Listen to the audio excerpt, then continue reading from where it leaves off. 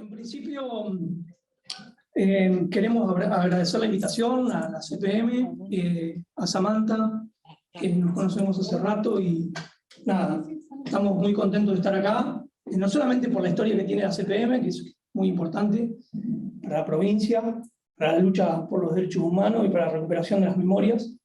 El trabajo del archivo es fundamental para muchos de nosotros que investigamos sobre el tema.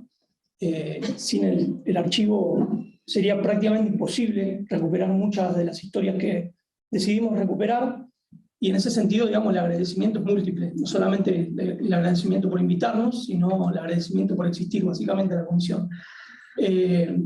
Y sobre todo también muy contento por la audiencia, digamos. Es algo que nos llena bastante el corazón, saber que hay jóvenes que todavía siguen interesados por esta parte de la historia, y no solamente por la historia, sino para activar, digamos, en los territorios, en momentos bastante difíciles de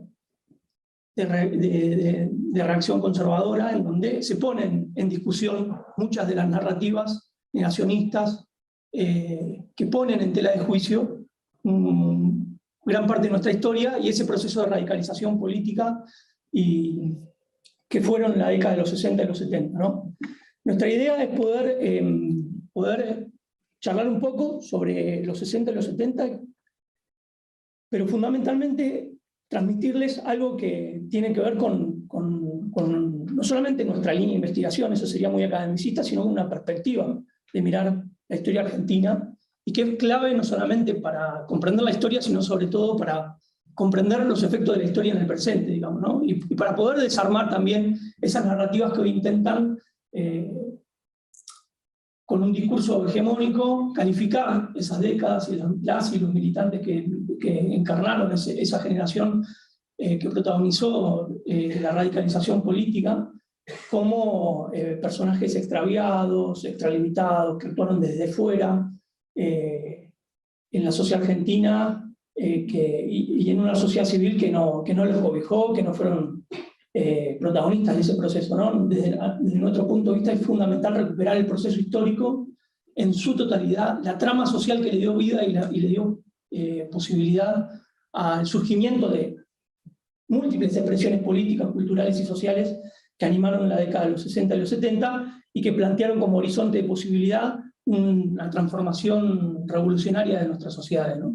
Entonces, en ese sentido, nuestra posición de hoy tiene un poco como objetivo que transmitir esto, digamos, ¿no? La importancia de recuperar en clave amplia el proceso social y político y cultural que se vivió en la Argentina en los 60 y los 70.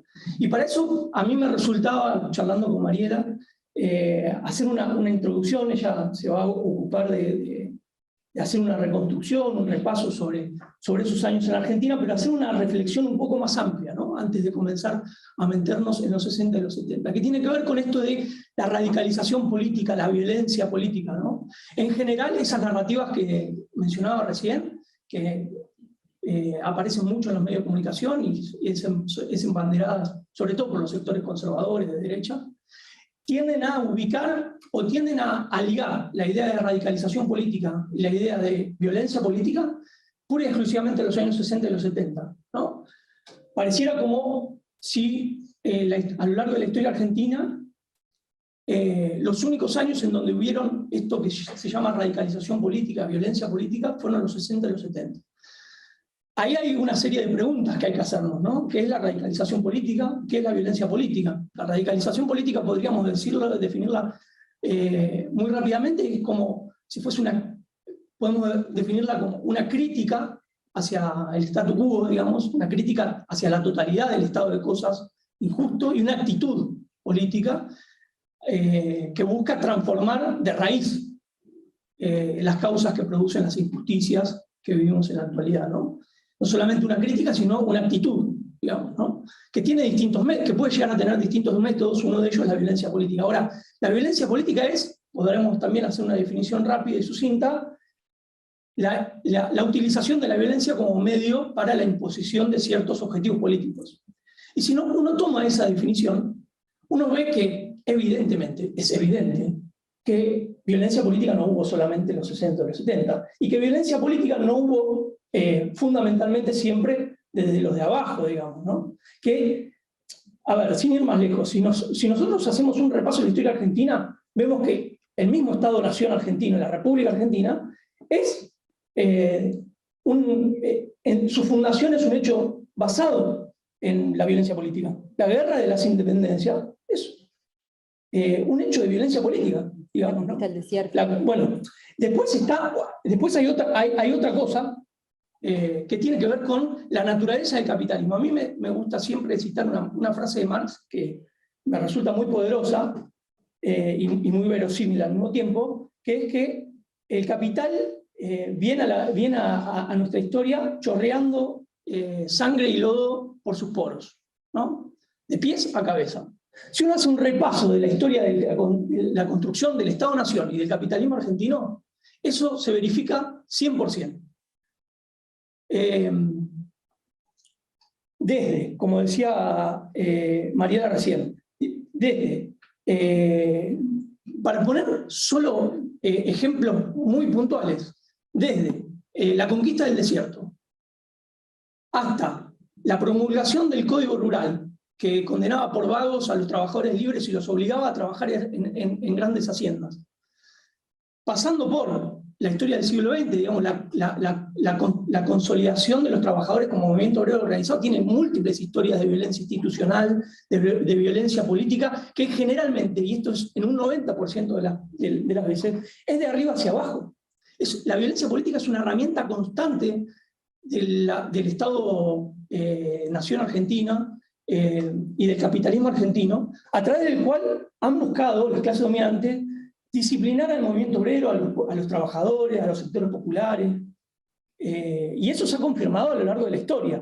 Pensemos también muy rápidamente, Semana Roja, Semana Trágica, la masacre de la Forestal, la Patagonia Rebelde, son distintos hechos, digamos, masacres, represiones, dirigidas desde el Estado, y no solamente dentro y fuera del Estado, desde el aparato represivo del Estado, pero también desde aparatos privados de represión, que buscaron disciplinar al movimiento obrero, a los sectores populares, que se organizaban para lograr conquistas, digamos. Incluso los procesos de radicalización política, o mejor dicho, la radicalización política también puede observarse en esos periodos. No es exclusiva de los 60 y los 70. Entonces, eso es ya algo que tenemos que tener presente desde una base. Radicalización política y violencia política sí existieron en los 60 y los 70.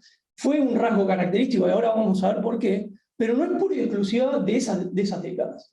La violencia política y la radicalización política, más allá de la apreciación moral que podamos hacer sobre los dos fenómenos, pero tenemos que tener claro que es algo que está presente en la historia argentina y podemos extender al resto de la historia de los pueblos de América Latina, digamos, ¿no?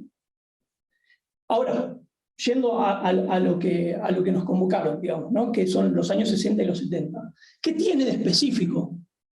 ¿Qué tienen de específico? Efectivamente tienen algo de específico en los años 60 y los 70. Por eso pesan tanto, y no en sentido peyorativo, en nuestra historia. No solamente porque es una historia mucho más reciente que otras, como las que acabo de reseñar, sino porque tienen una potencia, aún hoy, en la actualidad, que es insoslayable, ¿no? ¿Qué tienen de específico? Bueno, efectivamente, en esas décadas confluyeron varios factores, se combinaron varios factores que hicieron que la rebeldía por abajo, que se enfrentó a la violencia política por arriba, tuviese un contenido político, social y cultural muy potente, en donde efectivamente una porción muy importante de la sociedad argentina se permitió pensar y soñar en una Argentina distinta. Pero lo hicieron no de manera aislada, sino en un contexto regional y mundial.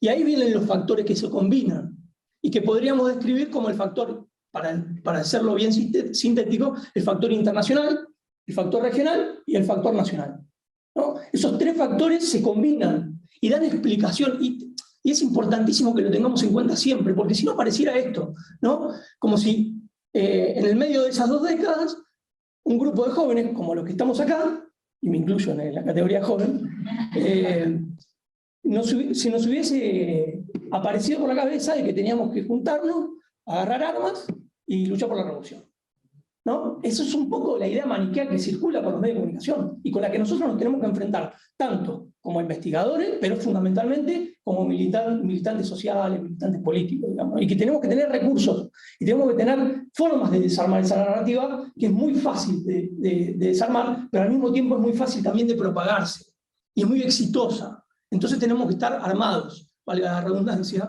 para poder enfrentar esas narrativas. ¿Bien? Entonces decía, hay que entender ese fenómeno de los 60 y los 70 de manera mucho más amplia. Hay que contextualizarlo. Hay que entender que había un conjunto de ideas, fenómenos políticos, sociales y culturales que no solamente atañían a la sociedad argentina, sino a la sociedad mundial, ¿sí? Y que fueron el caldo de cultivo, o que, mejor dicho, propiciaron, hicieron posible el surgimiento de ideas, de organizaciones, de actores sociales, de referentes políticos y sociales, digamos, ¿no? Y que tiene que ver con esto, ¿no? Con que vivíamos, o se vivía en un mundo en donde efectivamente había posibilidad de pensar en una sociedad y un proyecto societal alternativo. Había esperanzas de transformación social. Había esperanzas de poder transformar las injusticias, o mejor dicho, había la certeza de que las injusticias se podían transformar y se podía construir una sociedad de iguales, una sociedad mucho más humana. Y ahí, con esto, intento resumir para que pasemos al núcleo de los 60 y los 70 argentinos, pero decía, el factor internacional, el factor regional y el factor nacional, ¿no? ¿Cuál es ese factor internacional? No tenemos que perdernos de vista que en los 60 y los 70 el mundo no es como lo conocemos ahora. El mundo estaba dividido en 2 alternativas societales. Se vivía en un mundo en donde no solamente el capitalismo, con todos sus efectos nocivos para la sociedad, para el medio ambiente, era posible, ¿no? Sino que había una alternativa. Esa alternativa puede ser discutida, podemos discutir, podemos hacer un seminario entero o unas charlas y tomar mate y discutir cuáles eran las características de sociedad alternativa. Pero existía una alternativa al capitalismo, ¿sí? Esa alternativa de 1917 era una alternativa comunista. Había una parte del mundo que era comunista. Y a partir de 1949, con el triunfo de la Revolución China, la mitad del mundo era comunista. La mitad de la población mundial vivía en un sistema alternativo, digamos, ¿no? Y eso dio pie, además, para el surgimiento de movimientos de liberación nacional y un proceso de descolonización fenomenal en el mundo, que tuvo su pico máximo en los años 60 y los años 70, ¿no? Es decir, desde Argentina se veía un mundo movilizado, convulsionado, en donde los pueblos del mundo efectivamente empezaban a organizarse y a rebelarse contra lo que había sido la dependencia de la colonia históricamente, y que había sojugado a esos pueblos a fuerza de violencia política, y se habían sostenido a fuerza de la violencia política intereses de unos pocos a costa de los muchos, ¿no? La historia de los pueblos del mundo, digamos, ¿no? Es decir, ya había ahí no solamente un horizonte de expectativas, es decir, una alternativa efectivamente posible, porque la mitad del mundo vivía bajo otro sistema social, que además tenía promesas de liberación, digamos, porque no tenemos que perder de vista que la propuesta comunista es una propuesta de liberación, más allá de todas las discusiones que podemos llegar a tener. Pero digo, para entender el imaginario social que fue caldo de cultivo para el surgimiento de esa nueva generación, ¿no? Los procesos de descolonización masiva que empezaban a vivirse en lo que empezó a llamar el tercer mundo, un proceso de revolución cultural también. El rock como manifestación cultural contestataria, una nueva cultura juvenil, la segunda ola del feminismo, ¿no? La liberación sexual, todo ese era el clima cultural y político que se vivía a nivel mundial, sin el cual no podemos entender el proceso de radicalización política, modernización cultural, radicalización cultural y social de los 60 y los 70. Pero también había habido un hecho sustancial y fenomenal que atravesó todo nuestro continente, que fue la Revolución Cubana, que es el dato regional, y que es un dato insoslayable. Todo esto que acabo de nombrar, que se daba a nivel internacional, tuvo un capítulo importantísimo en América Latina, en 1959, que de alguna manera, y no es de alguna manera, de todas las maneras, abre una nueva época, abre los años 60. No es casual que la Revolución Cubana es en el 59, y nosotros estamos hablando de la década de los 60 como la década en donde todo se revoluciona, en donde estas nuevas generaciones empiezan a pensar en que es posible organizarse, que es posible pensar otras formas de vida. La Revolución Cubana es un capítulo fundamental, en múltiples sentidos. Uno de esos sentidos es que era la primera revolución de tipo habla hispana, se daba en nuestro continente, con lo que eso significa, porque las sociedades del continente latinoamericano son muy similares, más allá de su idiosincrasia, más allá de sus culturas, la riqueza cultural, son muy similares, partiendo de la base de que el 90% del territorio latinoamericano habla en español, que eso supone una capacidad de flujo de información, de ideas, esto, digamos, de climas, de ideas.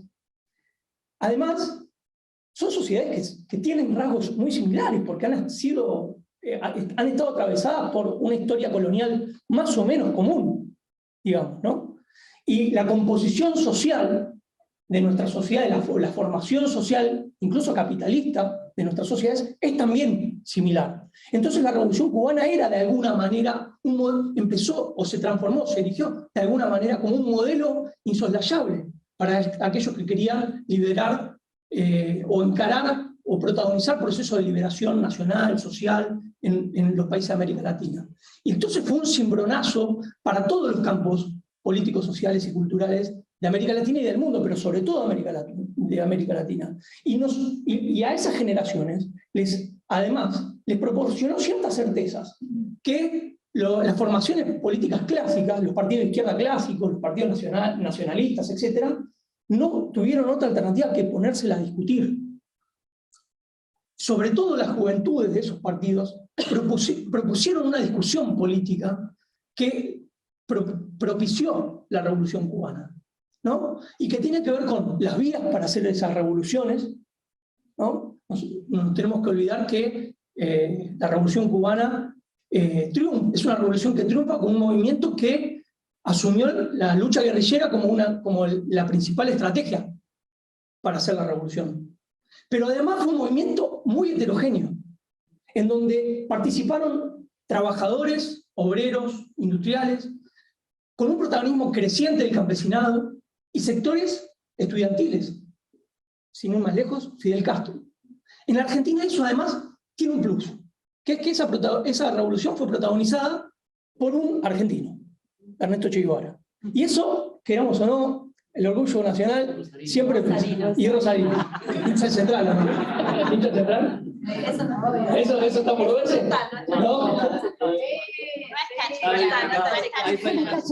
Todos los personajes históricos son hinchas central. ¿Sí? Es como se ve así. Es así. ¿De Racing? Yo no soy central, pero yo sé que todos son hinchas de central. Todos los de nuestro lado son hinchas de central. Ay, no.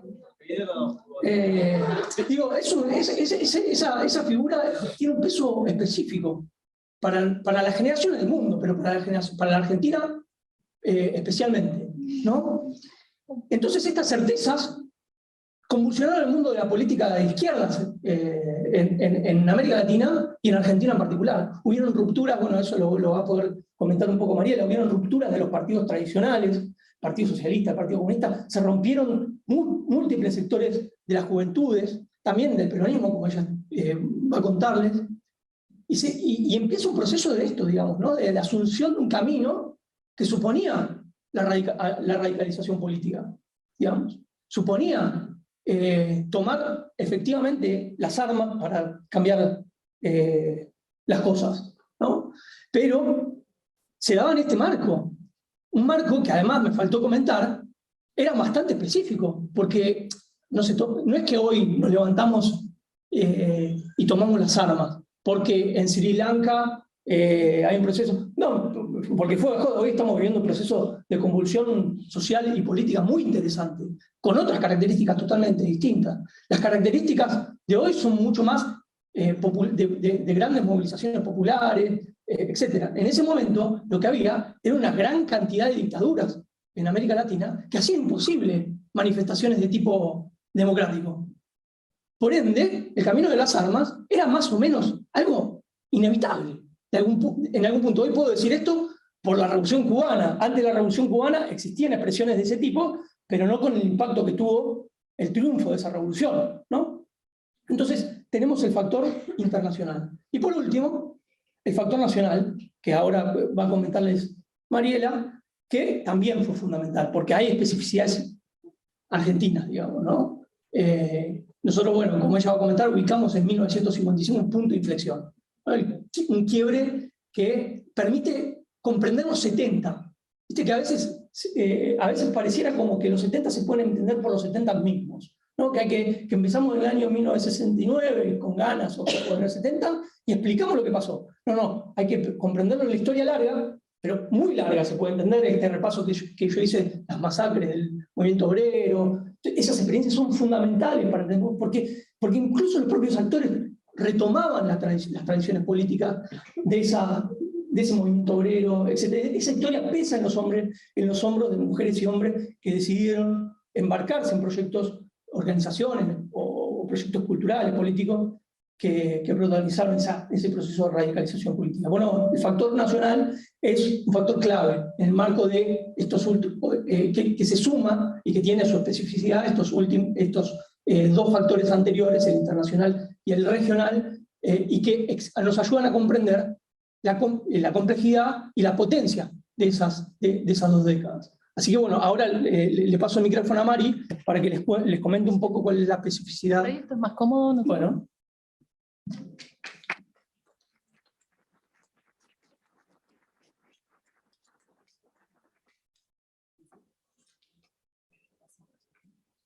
Ahí está bien, ¿no? Sí. Sí, mucho mejor. Ya estaba problematizándome el hecho de tener que estar sosteniendo el micrófono al mismo tiempo. No me gusta tampoco a mí el micrófono. Bueno, nos vamos a pisar un poquito probablemente, porque yo les quiero contar que no teníamos dimensión de esta jornada gigante y hermosa, así que de nuevo yo me prendo a los agradecimientos que hizo Santi, porque la verdad está re piola poder estar acá frente a una audiencia tan heterogénea, tan linda, tan llena de jóvenes también, y también me incluyo en la categoría. Pero bueno, digo, nos vamos a solapar un poco porque digo, lo dividimos, tipo, bueno, yo encaro el proceso internacional, vos encarás el proceso nacional, y así vinimos, viste, un poco como a charlar.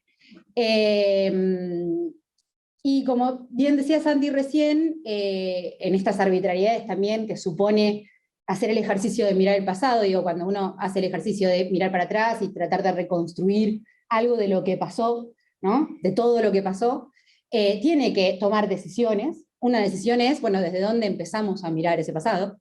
Y en general tendemos, les sociólogos infiltrados, pero también les historiadores, que estudiamos el pasado reciente, en ubicar en el 55 un punto de partida. ¿Por qué se imaginan que ponemos el 55 como punto de partida? Los bombardeos. El golpe de Estado. Los bombardeos a Plaza de Mayo, hay ¿no? Una expresión, hay un ejemplo más a todos estos ejemplos que puso Sandy, ¿no? de la violencia política de arriba abajo y no de abajo arriba, y efectivamente un golpe de Estado, ¿no? Un golpe de Estado ¿contra quién? Contra Perón, efectivamente, ¿no? El golpe de Estado de 1955, o la autodenominada Revolución Libertadora, que llega, digamos, ¿no? a derrocar la experiencia del peronismo, de los gobiernos peronistas en el poder, y que abre, ¿no? Un periodo que tiene acontecimientos puntuales, ¿no? O hitos, como bien mencionaba Santiago en el 59, la Revolución Cubana, y el resto de los acontecimientos que a escala regional e internacional él fue también mencionando, pero que a escala regional o a escala de lo local adquiere especificidades que le son propias, ¿no?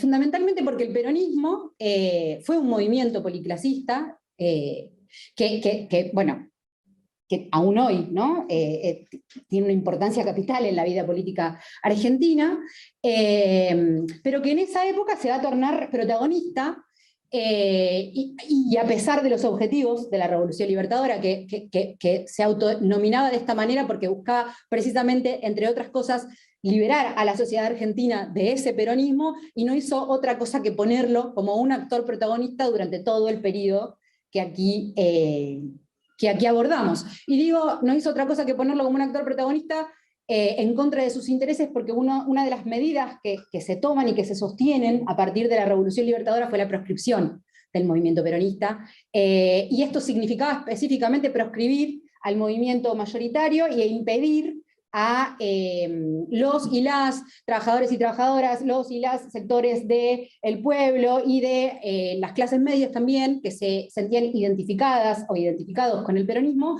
de expresar sus posiciones políticas eligiendo a los peronistas democráticamente, ¿no? Bueno, e incluso hasta estaba prohibido cantar la marcha, nombrar a Perón, nombrar a Evita, digo, ¿no? Esta situación de proscripción y de represión, y de violencia también, se sostuvo durante todo el periodo.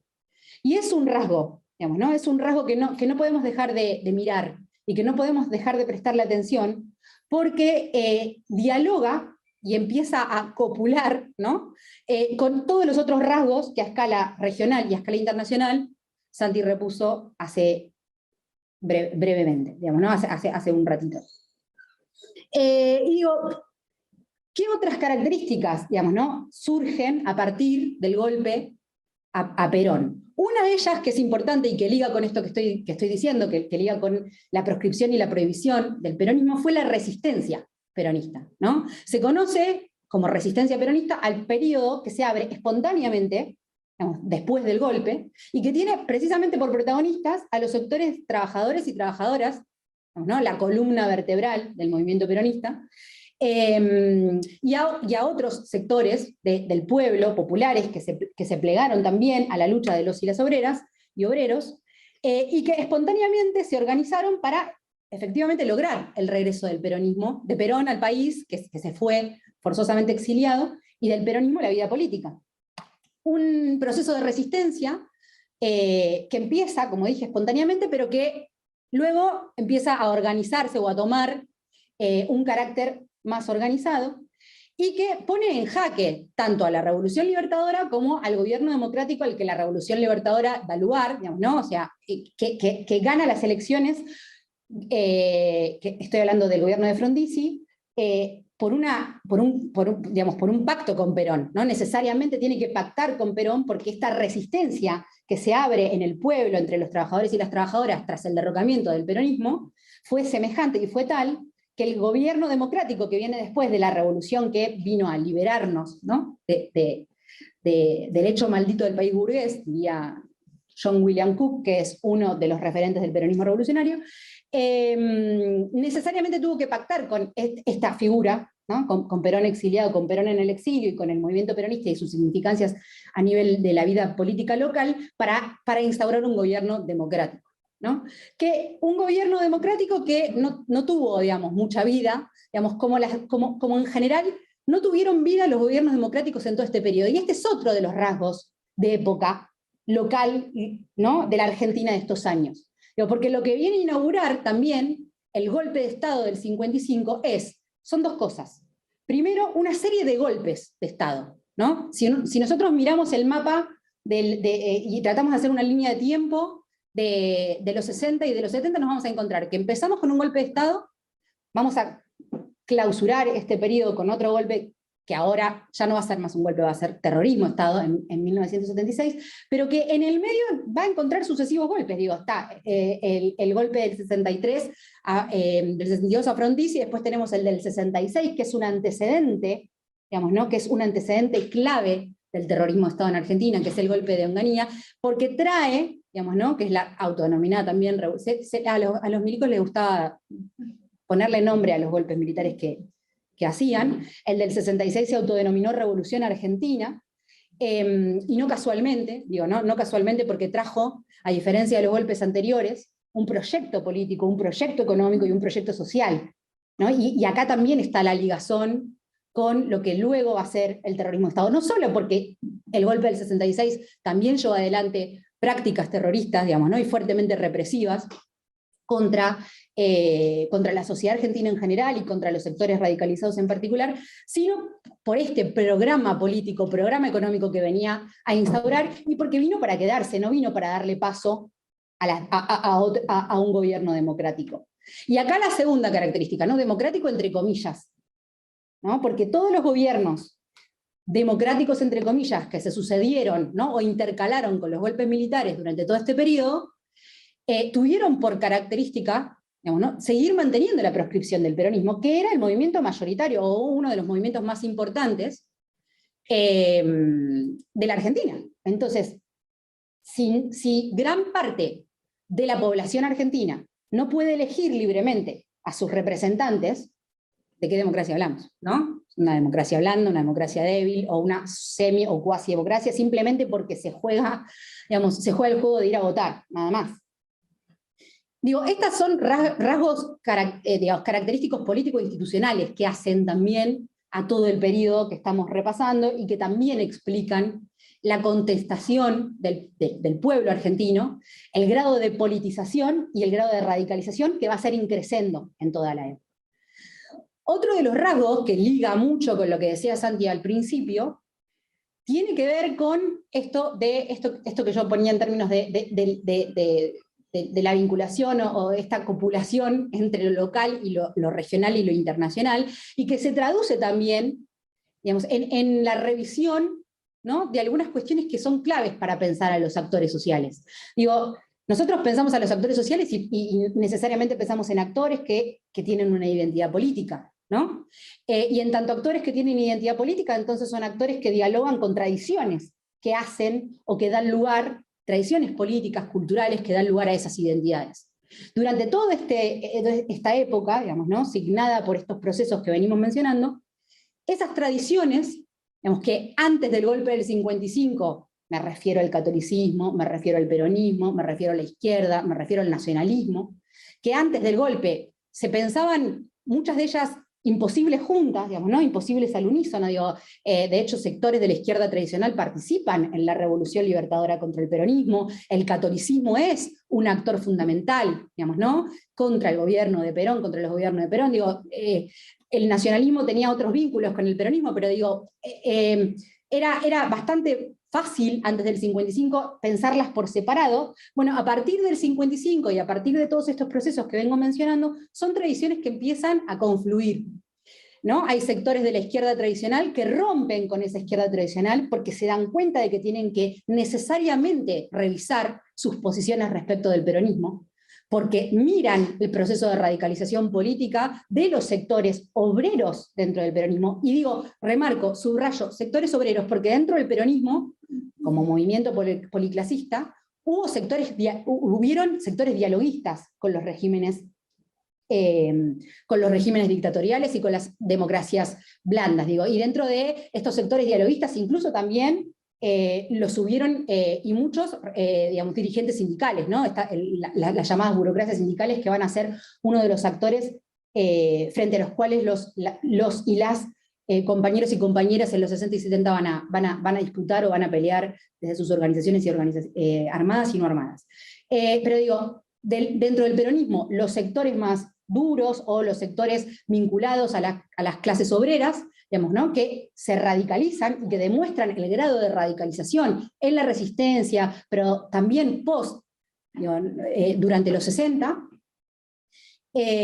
hace que las izquierdas, o que sectores dentro de las izquierdas tradicionales revisen sus posiciones respecto del peronismo. Dentro del peronismo, estos sectores que se endurecen, empiezan a mirar procesos a escala internacional, la Revolución Cubana, como mencionaba Santi, la revolución en Argelia, la revolución argelina tiene una influencia capital para el peronismo, digamos, que se empieza a izquierdizar o que empieza a conformar o que empieza a conformarse como lo que luego va a ser el peronismo revolucionario, porque es una revolución multiclasista también, ¿no? que está, digamos, protagonizada por un Frente de Liberación Nacional, ¿no? que un poco va a ser la lente a partir del cual se va a resignificar el movimiento peronista en este periodo. Pero también, digo, dentro del catolicismo, digo, o sea, los 60 presentan a una iglesia, digamos, ¿no? atravesada por estos vientos de época, por estos vientos de cambio, que va a repensarse también y que va a ver brotar movimientos importantes a escala regional y a escala internacional, como el movimiento de sacerdotes por el tercer mundo, digamos, que va a protagonizar también en Argentina el proceso de politización y de radicalización, y muchos de esos cauces de politización y radicalización se van a dar a través del peronismo. ¿No? Va a haber ahí un acercamiento de los sectores de la iglesia, de los sectores católicos laicos y no laicos, digamos, ¿no? Hacia la izquierda, hacia el peronismo y entre sí. Entonces digo, estas confluencias de tradiciones que hacen surgir nuevas identidades políticas son claves para pensar a los actores que van a protagonizar el proceso revolucionario, digamos, en Argentina en los 60 y en los 70. Y yo mencionaba hace un ratito la dictadura del 66, porque me parece que para empezar a pensar el surgimiento de las organizaciones revolucionarias en Argentina es una dictadura insoslayable, ¿no? Es un recorte dentro del recorte, porque una de las medidas que toma, digamos, ¿no? en este proyecto político, económico, cultural y social que trae, es no solo mantener la proscripción del peronismo, sino suspender todo tipo de actividad política, suspender la actividad de todo tipo de partidos, de todos los partidos políticos, es decir, suspender la vida institucional democrática, si se quiere poner estos términos, por tiempo indeterminado. Y esto hizo, o produjo, también introdujo una catalización, ¿no? Fue un elemento catalizador más al que ya venía atravesando la sociedad argentina, y que hace también, a mí a veces me gusta ponerlo en términos de que de alguna manera la sociedad argentina entra en un estado de ebullición, ¿no? Digo, que bulle por abajo, digamos, ¿no? En esta proscripción obligatoria y represiva, digamos, ¿no? que impone la dictadura de Onganía en 1966, por abajo empieza a bullir un elemento catalizador que impulsa y radicaliza aún más los procesos de politización y radicalización que ya venían dándose desde el 55 en adelante, y que va a tener un hito, ¿no? Un hito más de todos los que venimos mencionando, en 1969, ¿no? Con el Cordobazo y el ciclo de protesta que el Cordobazo abre, ¿no? Que no es el único, digamos, ¿no? En el periodo, sino que es uno de los tantos ciclos de protesta y radicalización que van a tener por protagonistas a los obreros, pero también a los estudiantes, pero también a amplios sectores de la intelectualidad, pero también a las clases medias, ¿no? Y que además va a ser digamos, la coyuntura específica a partir del cual debemos comprender el surgimiento de las organizaciones armadas en Argentina. Hago un paréntesis: una organización armada, las FAP, las Fuerzas Armadas Peronistas, surgen antes del Cordobazo, digamos, pero están en el clima de época, surgen en 1968, las Fuerzas Armadas Peronistas, con un intento, digamos, y acá es interesante de pensarlo, ¿no? Con lo que decía Santi recién, porque las FAP surgen impulsadas por el intento del Che Guevara en Bolivia, ¿no? de instaurar la guerrilla en territorio boliviano, y es un factor catalizador para que sectores dentro del peronismo, que venían pensando las estrategias que se venían dando desde la resistencia en adelante, y que fueron estrategias que no apelaron solamente a la violencia política, sino que también apelaron, digamos, ¿no? a la institucionalidad burguesa. Digo, los sectores duros del peronismo también se presentaron a elecciones, ¿no? Intentaron llegar al gobierno vía democrática, ¿no? A través de las instituciones de la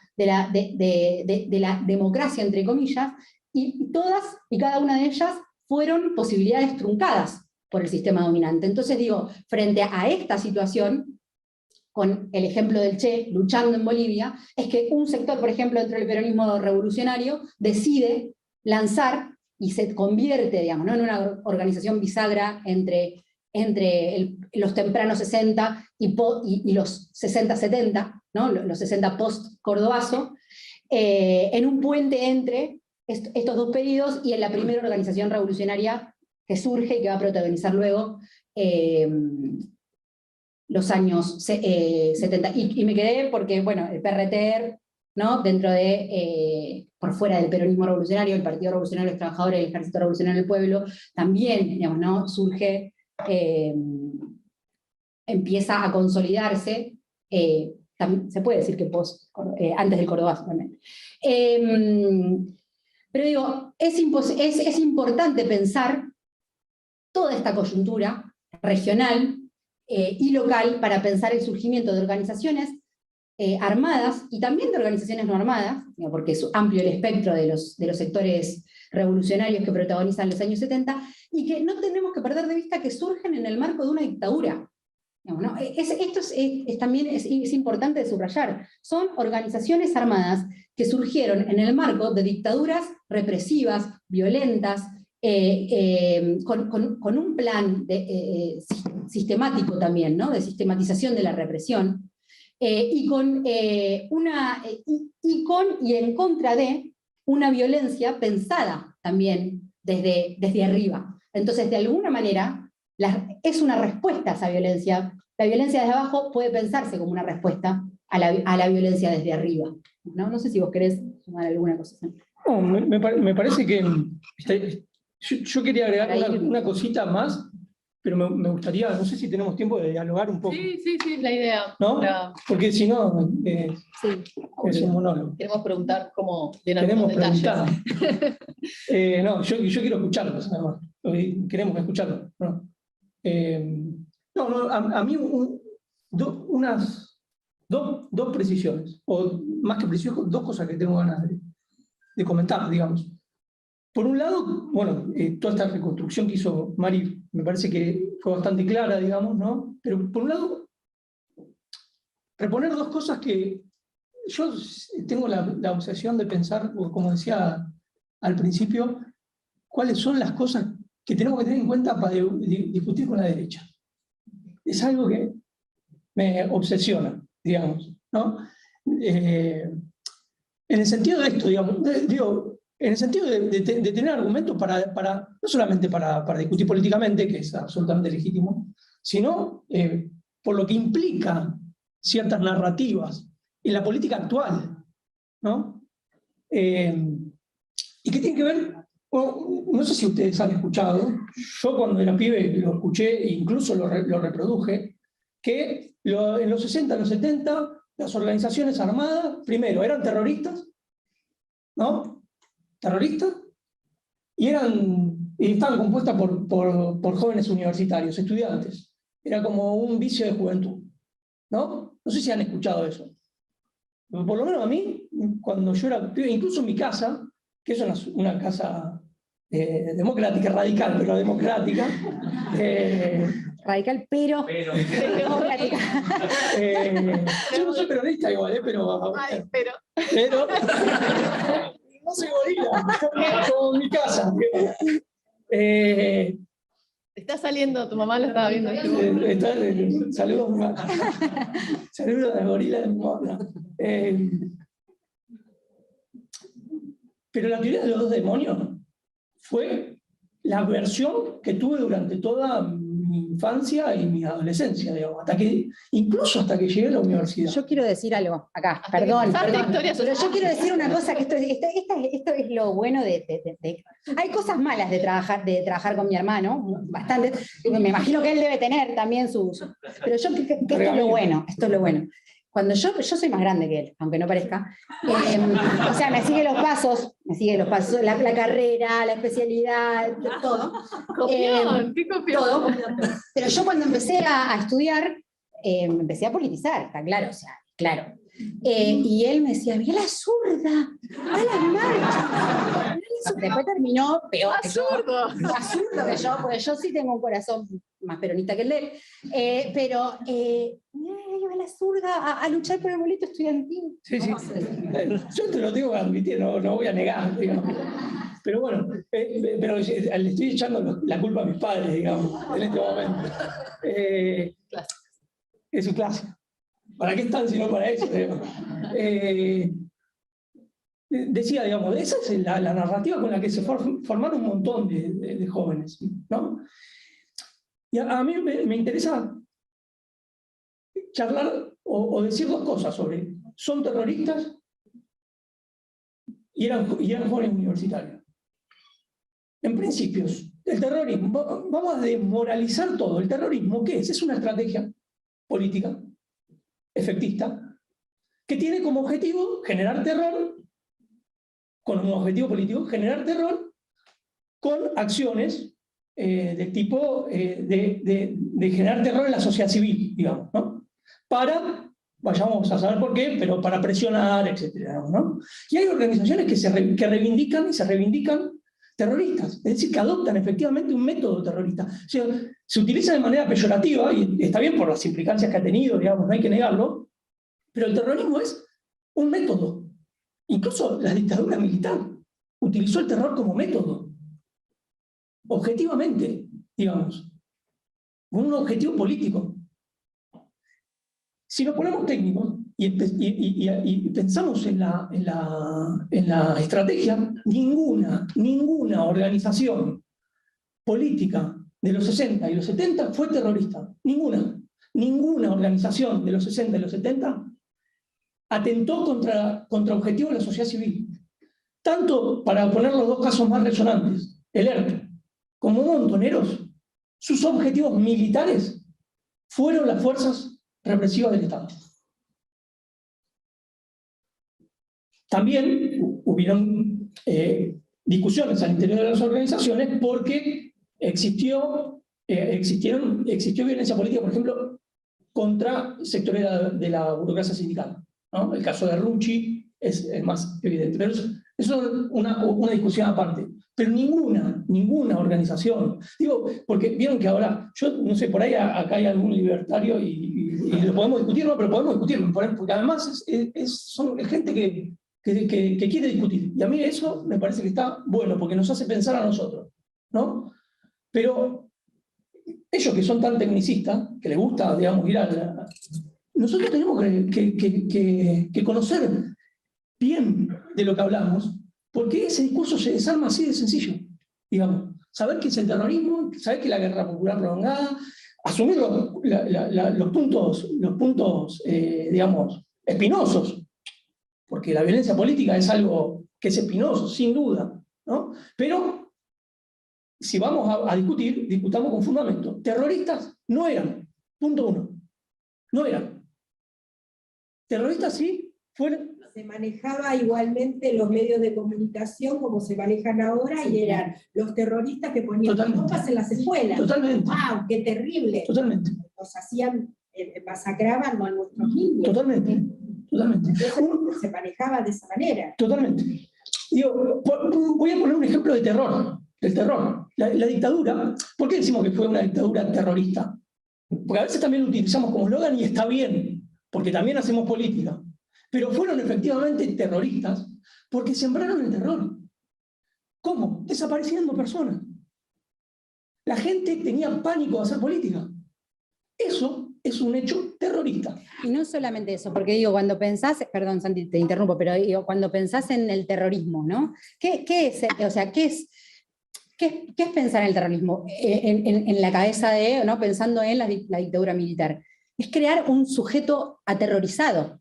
Digamos, pero no un sujeto aterrorizado, digo, porque, y acá me parece que hay una clave para pensar también a la dictadura y el terrorismo de Estado, o el terrorismo estatal, a diferencia de los otros actores. Digamos, este sujeto aterrorizado o atravesado por el terror es un sujeto que además creía vivir pacíficamente, porque esa es otra de las cuestiones que se instauraron, digamos, ¿no? Con el terrorismo de Estado, sentidos comunes digamos, que giraron a partir del terrorismo de Estado. Esta idea de que ahora entonces, gracias a los militares, vivimos en paz, ¿no?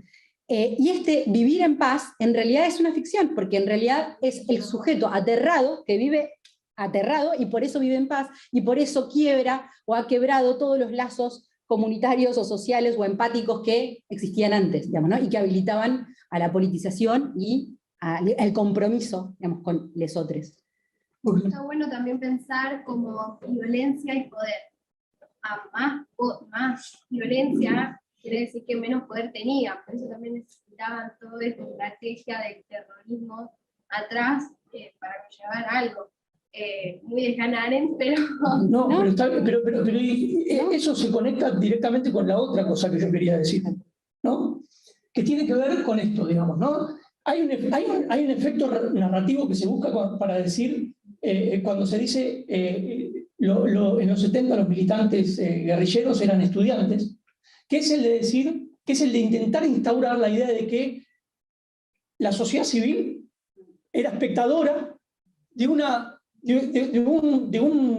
grupo espectadora y víctima de un grupo de estudiantes que adquirieron ideas foráneas por el hecho de estar en la universidad y no tener nada que hacer, y decidieron tomar las armas porque tenían el tiempo libre y porque eran rebeldes por la juventud, ¿no?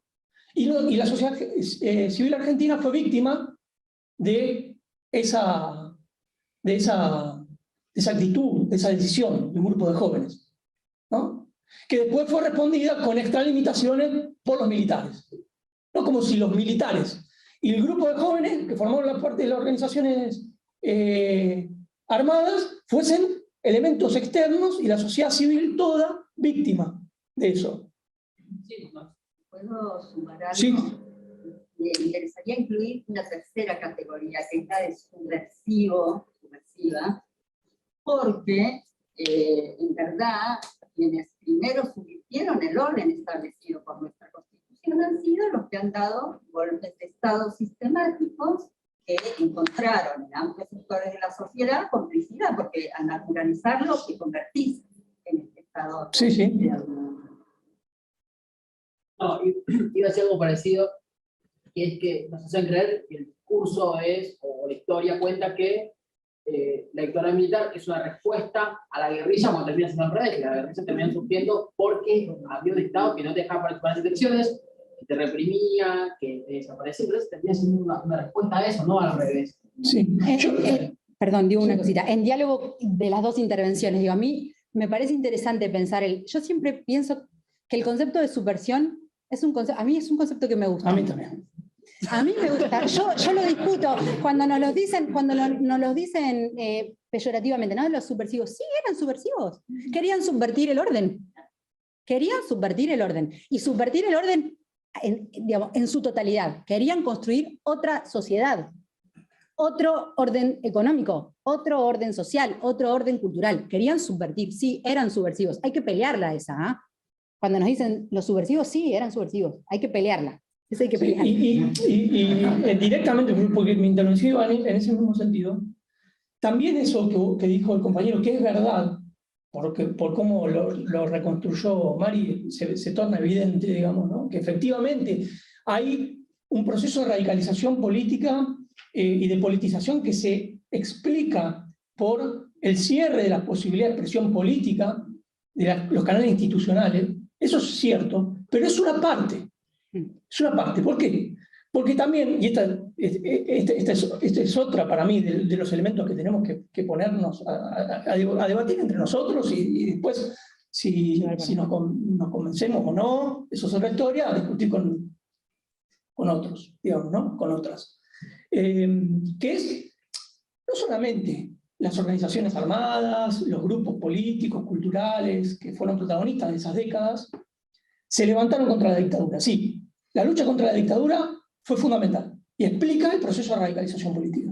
No obstante, esas organizaciones tenían proyectos políticos revolucionarios, anticapitalistas y revolucionarios. Querían construir una sociedad distinta, por eso eran subversivos. Por eso eran subversivos. Está bien, es como, es esto, digamos, ¿no? Es una palabra que, como la utiliza desde el Estado, suena fuerte, pero hay que politizarla. No acuerdo con disputar el sentido, porque eso hacemos construyendo memoria. De una. También me parece interesante Totalmente. eso, ¿no? Totalmente. Para visualizarla. Sí, totalmente. Tenemos acá dos, uno y Lu por allá. Sí, Sandra también. Sandra está. Ah, Bueno, No, yo solamente quería proponer un elemento también, a raíz de lo que ustedes compartieron, que me pareció hiper rico para poder después abordar lo que serían las narrativas, que entiendo que lo vamos a ver más adelante. Mañana. Y esta cuestión de la narrativa, no como una sucesión de hechos que uno describe, sino como una elección de hechos que uno encuentra sentido entre cada uno, y como eso sirve para la discusión o el campo retórico. Hay una cuestión clave que vos mencionaste, que es el horizonte de expectativa.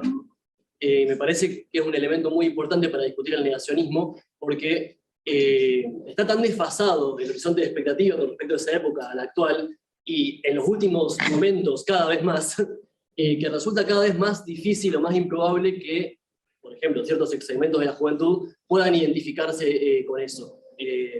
Y eso hace que, bueno, la desidentificación, el rechazo y la falta de la precariedad de la vida de una cierta juventud genera que uno tenga que agarrar respuestas simples. Ahí van las cuestiones de las respuestas que ya sabemos, pero quería proponer como elemento eso, poder meter en el debate y colar en el debate de la lucha contra el negacionismo cuál es la situación en la que estamos los jóvenes hoy para pensar de dónde emanan esos discursos.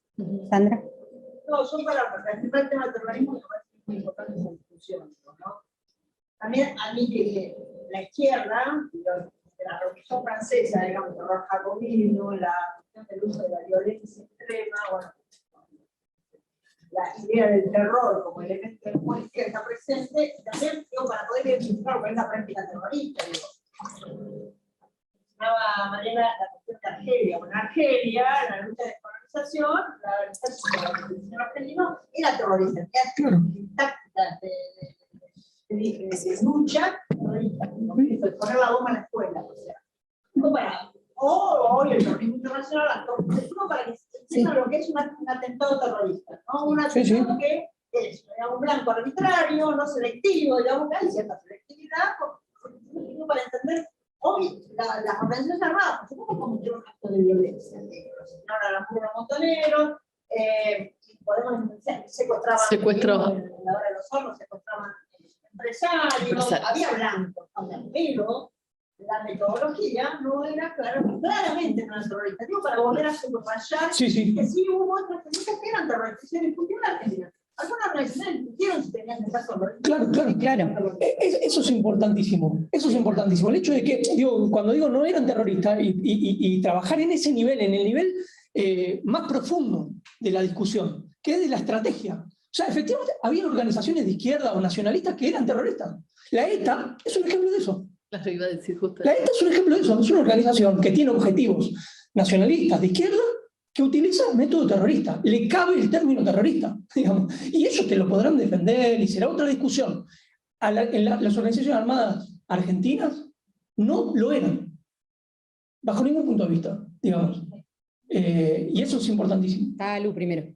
Yo, nada, como que también levanté la mano para sumar dos cosas que me parece que a veces no están tan directamente relacionadas, por ahí en el caso, en Argentina, una cosa sobre todo, que no está tan directamente relacionada con los 70 argentinas, pero sí con el contexto internacional también que ustedes reponían, es que antes de la Revolución Cubana hubo otros intentos democráticos en todo nuestro continente que fueron destrozados por intervenciones norteamericanas, por bombardeos directos, como pienso, hay algo que funcionó mucho como experiencia generacional para quienes protagonizaron la Revolución Cubana, que son intentos más democráticos de los años 30 y de los años 40, por ejemplo en Guatemala. ¿No? En Guatemala, la revolución en Guatemala, donde el Che Guevara también anda caminando esa ruta, donde muchos, muchos están prestando atención al proceso de la liberal en Guatemala, y eso que intentan una primera reforma agraria, más o menos, es destrozado directamente por una intervención norteamericana brutal desde el 54, 54, Colombia. Bueno, Colombia, en Colombia en el 48, tenemos muchas experiencias que sí pretendieron construirse desde unas democracias populares participativas, y esas generaciones hacen experiencia también de que se les juzgan, así como acá se les suma el peronismo, hay muchas experiencias en el continente. En lo de Guatemala lo menciono porque, por ejemplo, muchos de los que fueron funcionarios en Guatemala se exilian después en Cuba y son parte de la experiencia de la revolución. Totalmente. Ahí es muy directa la relación. Y entonces, esa larga experiencia que mencionaban, que quizás no es que los pibes y pibas que se sumaban a una organización política revolucionaria acá tuvieran necesariamente una reflexión histórica de todo eso, pero eso está en el clima. Sí, tal eso cual. está en el clima como de lo que se comunica. La otra es que una vuelta me resultó muy llamativo, digo, yo nací en el 85, digo, no sé si sigo siendo joven o no, pero digo... Seguimos. No, basta, chicos. bueno, No termina acercándose nunca a mí. Como hablas de la dictadura, eso sí me ha tocado, digamos, como vivirlo, habiendo sido joven alguna vez en sí. No, y digo, y desde la narrativa también la como solidez de la democracia institucional, más allá de todos los límites que le conocemos, una vez cuando leí que, escrito en el 75, Argentina era uno de los países más inestables de nuestra región, más que gran parte de Centroamérica, por ejemplo, estamos acostumbrados a pensar en la inestabilidad militar y los golpes recurrentes, que acá no se había podido consolidar. Lo que las más largas experiencias habían sido el radicalismo durante 14 años, y después el peronismo 10 años, no había habido realmente experiencias de sucesiones democráticas, de elecciones, nada. Digo, para todas, muchas generaciones no había un valor puesto, sobre todo porque quienes daban esos golpes, quienes protagonizaban esos golpes, eran las cámaras empresarias, la jerarquía de la iglesia, las fuerzas militares. Esos eran los que primero o en primer lugar despreciaban las posibilidades electorales, porque no habían nunca logrado construir una alternativa en esos términos. Ahí lo relaciono con la actualidad. Ahora sí, la tengo. Sí. Ahí estaba Roberto y Delfina. No, yo agregar a lo de Lucía el tema del proceso chileno, digamos, ¿no? También, porque bueno, el proceso chileno muestra, digamos, la imposibilidad de construir por la vía democrática una alternativa al capitalismo, y además es muy violento también, creo que eso impacta mucho, no, para introducir... Sí. Y en el medio de los 70, además. Sí. Inaugura la década de los 70, es decir, confirma lo que ya venían confirmando por aquello que Lu recién acaba de reponer. Sí. Delfi. Yo venía pensando, que es un poco lo que planeamos siempre en el sitio de memoria, en torno a lo que decía Sandra hace un rato, ¿no? Que viene a la conversación. Por cómo se ha tergiversado el término terrorismo o terrorista, ¿no? Esto que ha acelerado que los compañeros de los 70 eran terroristas. Después ha habido sucesos que Sandra nombraba en el 2001, ¿no? En todo el mundo, que se ha dicho qué implica ser el terrorismo y se ha puesto como cuestión, bueno, ¿qué es? ¿Qué no es? Porque por momentos no tiene esa línea tan delicada, sobre todo para los medios, ¿no? Que nunca terminás de saber qué es. Me parece que en la dictadura argentina siempre es importante hablar de genocidio, digo, ya no va más a hablar del terrorismo de Estado, es una perspectiva que tienen algunos autores, me parece que trae a la discusión, porque justamente por esta variedad que se le ha dado al término, por todo este terrorista de pronto, ¿no? Y las cosas importantes, como la dictadura, que sí, que efectivamente fue terrorista, pero como para el grueso de la sociedad ya ese límite no está tan claro como para ustedes tal vez. Digo, bueno, hoy hay que hablar de genocidio, ¿no? Y eso plantean algunos autores, y que ese término ya se ha jugado tanto que es raro.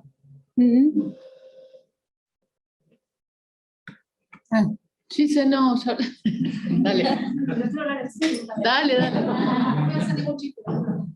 No, que está bueno, adhiero al término de genocidio justamente para focalizar un poco en cosas que a veces los sociólogos damos por sentado, que es cómo se constituye ese movimiento obrero y cuáles son los derechos que se conquistaron, describir cuáles son las conquistas que se lograron y las peleas anticapitalistas que había en ese momento, porque si no, nos quedamos en la magnánime del concepto, no sé qué palabra acabo de inventar, no importa.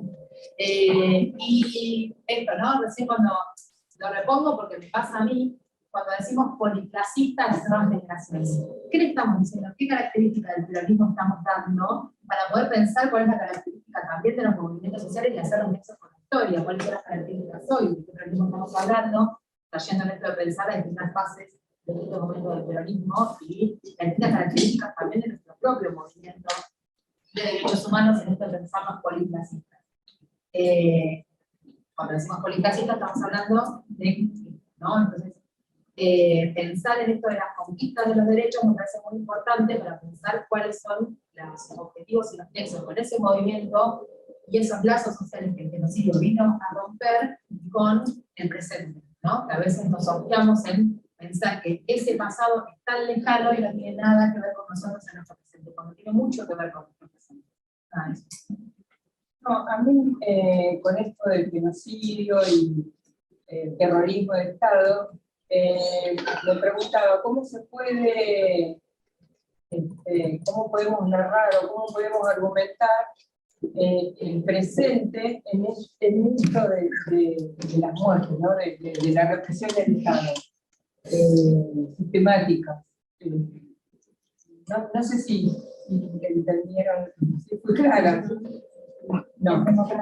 Sí, no, en democracia, o sea, el terrorismo de Estado en dictadura con el presente. La violencia institucional, digamos. Sí, que yo digo represión. Sí, está bien. Sí, ¿no? yo también. ¿Qué diferencia hay entre terrorismo de Estado, de la dictadura y lo que se está pasando hoy? Que el genocidio, o sea, necesitamos que haya muertes masivas en un periodo determinado, o esto que sería como un genocidio encubierto, goteo, no sé cómo llamarlo. Hoy a la tarde vamos a tener la mesa que es sobre, justamente va a hablar sobre represión durante dictadura militar, retomando, digamos, cómo actuó el Estado durante, digamos, el periodo del terrorismo de Estado, y qué pasa hoy con la violencia institucional o la represión del Estado, digamos, para poder pensar en qué cuestiones históricamente unen estos dos procesos, o si hay continuidades o rupturas en esos procesos para pensarlo hoy, ¿no? Digamos, bueno, ¿qué quedó de ese Estado vinculado a la dictadura militar y las instituciones, ¿no? De la policía, de las Fuerzas Armadas y demás, y qué otras prácticas hoy son represivas del Estado. Un poco digo para pensar que hoy a la tarde lo pensamos para... Diciendo, ¿no? Sí. La metodología de poner el terror como disciplinamiento. ¿Cómo se puede utilizar como para que parezca que lo que está pasando hoy quedó desde la dictadura, ¿no es cierto? Recuperando un poco lo que se fue diciendo después de último, vas atrás, pero voy a tratar de decir algunas cosas de todo lo que dijeron, que está buenísimo, y los iba escuchando y iba pensando, ¿no? Como, en primer lugar, sí, ¿no? Ya, sí. No, pero no tenemos un rato más. Okay, ¿Sí? No sé si llegó la comida o no, pero un ratito más tenemos. Vamos bien. No, esto que digo, voy a ser desordenada, pero porque se dijeron muchas cosas y en desorden, digamos, ¿no? Pero digo, pensando en lo del terrorismo como método, ¿no? Como un método más dentro de múltiples métodos, y pensando en la intervención que hicieron por allá atrás de Chile, digamos, ¿no? De lo que fue el gobierno de Allende en Chile, digamos, ¿no? Que es un gobierno socialista, revolucionario, que llega al poder vía armas, que era otro de los debates de la época también. Bueno, ¿cómo hacemos la revolución? Porque digo, esta es una de las cuestiones que atraviesan, que también lo decía Lu, ¿no? que atraviesan todo el periodo, y era un periodo, y que tiene que ver con lo del horizonte de expectativas, que está atravesado por la fe en la revolución, ¿no? Partimos de esa base, estaba atravesado por la fe en la revolución. Entonces los debates, muchos de los debates se daban en cómo hacemos esa revolución, básicamente. La hacemos apelando a la guerrilla, apelando a la guerrilla y al método de la guerra popular y prolongada, la hacemos apelando al terrorismo, la hacemos apelando a la democracia, y entonces llegamos al poder vía las urnas. Digo, me parece que es interesante pensar en estos términos, digo, para marcar el clima de época, ¿no? Que claramente nos distancia de lo que hoy vivimos, y ahí hago un paréntesis porque te quería responder, porque me parece interesante tu comentario, y que tiene que ver con la situación en la que nos enfrentamos, les historiadores, les sociólogos y les jóvenes que nos interesa el pasado reciente, y que entendemos que es clave revisar el pasado reciente, y es que nos enfrentamos a un problema que tiene que ver, y no es solamente nuestro, digamos, no es solamente de la sociedad argentina, creo que es el problema de todas las sociedades que atravesaron procesos sociales genocidas en un pasado reciente o no tan reciente quizá, y que es el problema de cómo hacemos memoria, porque la memoria tiene que ver más con una posición del presente que con lo que decimos sobre el pasado. Digo, nosotros hacemos memoria hoy, y hacemos memoria hoy atravesados por nuestros contextos y nuestras preocupaciones de la hora. Entonces, ¿qué iluminamos de ese pasado? ¿Qué revisamos de ese pasado? ¿Qué posiciones asumimos de ese pasado? Nos enfrenta a un montón de situaciones, y una de ellas es, bueno, ¿qué herramientas construimos para abordar a los jóvenes, a los pibes, que hoy en día se encuentran completamente distanciados de ese pasado que tenemos que traer para debatir, digamos, ¿no? Y frente a los cuales ese horizonte de expectativas que buscamos reponer no es ni siquiera aparece como inimaginable o totalmente ajeno. Entonces, ¿cómo hacemos para volver vivo ese pasado o traer de ese pasado lo que nos sirve para discutir la política hoy? Es una pregunta, digamos, y es un desafío que tenemos todos los que hacemos historia reciente, los que nos paramos frente a un aula, los que nos ponemos a escribir un artículo o hacemos una tesis doctoral. Ese es uno de los desafíos.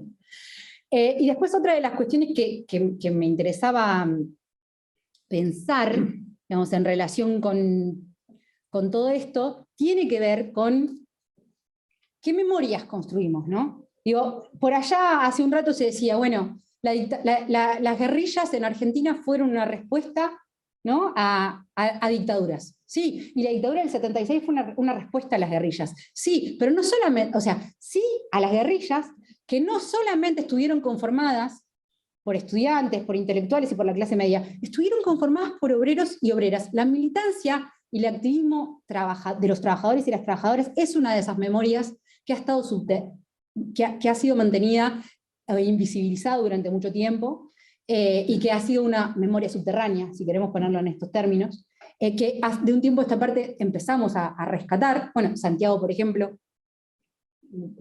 se puede explayar él más, estudia, ¿no?, el movimiento obrero y el vínculo con una de las organizaciones de la izquierda, con el PRT, pero al margen de esa invisibilización, me parece que es importante traer los proyectos políticos, digamos, que tenían a los y las trabajadoras como protagonistas, porque se liga con la construcción de memoria que se hace post-dictadura, y liga también con esto que se decía por allá atrás, digo, y que tiene que ver con la debilidad de la democracia en la historia argentina, ¿no? Como la democracia como un sistema político, pero también como un valor. Digo, la recomposición y la reconfiguración que se da post-dictadura tiene, digamos, por delante el desafío de echar las raíces de una democracia que nunca había echado raíces en Argentina.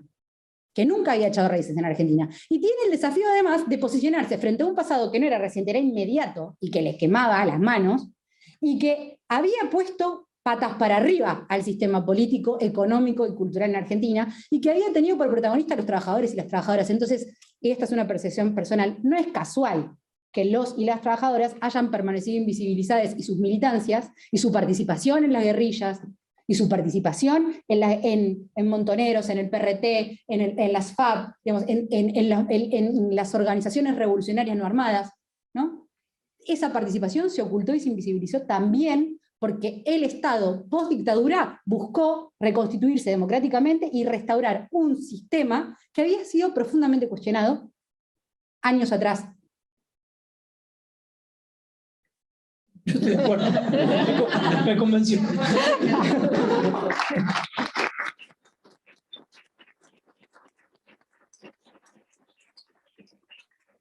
Y, bueno, no sé si hay algunas intervenciones más. A mí Ahí...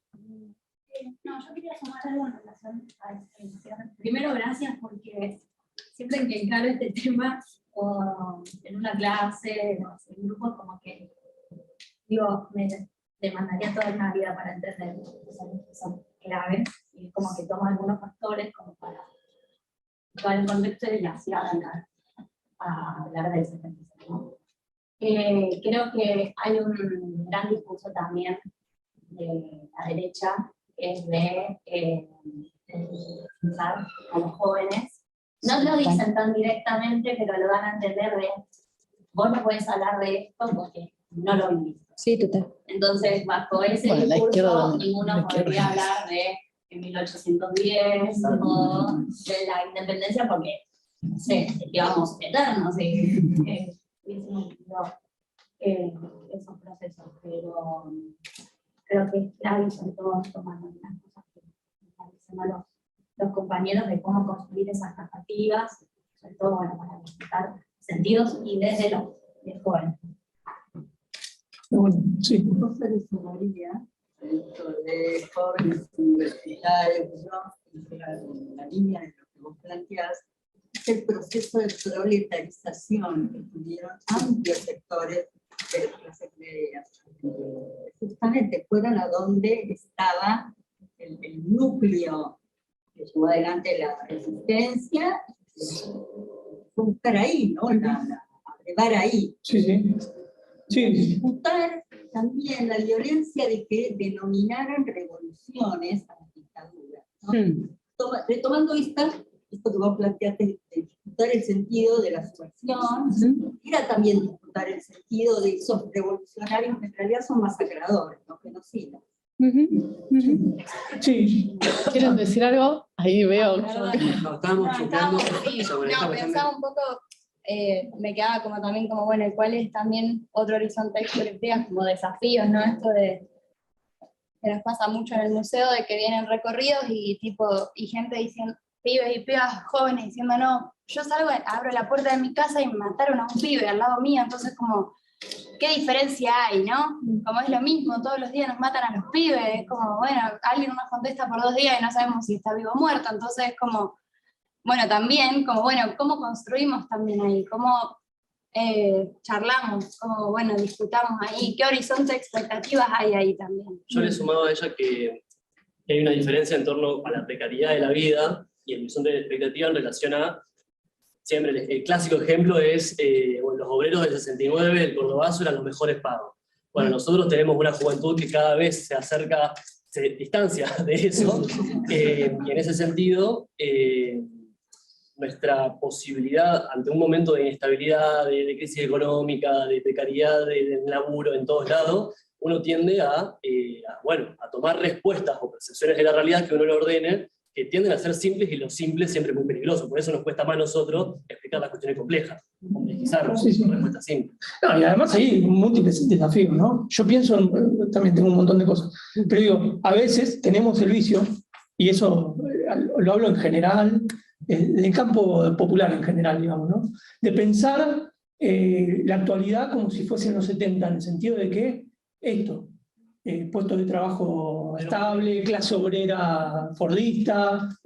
No, hoy tenemos una formación social totalmente distinta, con los desafíos que eso comporta, digamos, ¿no? En el sentido de ser creativos a la hora de pensar formas de organización, formas de protesta, digo, no se resuelven en una charla, se resuelven en la lucha concreta, como lo están resolviendo en Ecuador, como lo están resolviendo en Chile, como lo están resolviendo en múltiples revueltas populares, en donde nuevos sujetos, porque a veces tendemos a idealizar los 70, ¿no? Pero bueno, los 70 tuvieron muchos problemas que hoy hemos y han sabido resolver distintos movimientos, desde el feminismo, distintas identidades indígenas, etcétera, que hoy confluyen y empiezan a construir, bueno, un caldo de cultivo para algo que todavía no sabemos muy bien hacia dónde va a ir. Está abierto ese futuro, digamos, y eso es interesante.